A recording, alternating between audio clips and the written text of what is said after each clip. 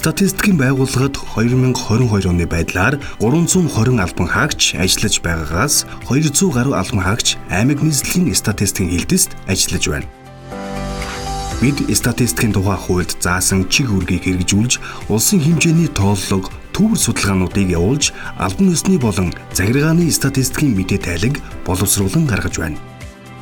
Өнгөрсөн 98 жилийн хугацаанд манай улс хүн ам, орон сууцны ээлжид тооллогыг 11 удаа, аж ахуйн нэгж байгууллагын тооллогыг 7 удаа, хөдөө аж ахуйн ээлжид тооллогыг 2 удаа, мал, тэжээвэр амьтдын тооллогыг 1961 оноос эхлэн жил бүр зохион байгуулан явуулж байгаагаас гадна бүртгэл, тайлан, төвөр судалгаа, нэг удаагийн тооллого зэргийг тухай бүр зохион байгуулан явуулж байна.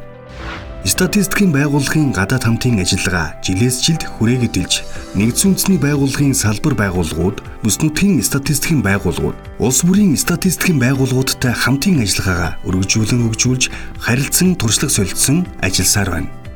Бид төрийн мэдээллийн нэгдсэн санг бий болгох зорилгоор төрийн их өвөгдөл төслийг хэрэгжүүлэх бэлтгэл ажлыг хангаж байна.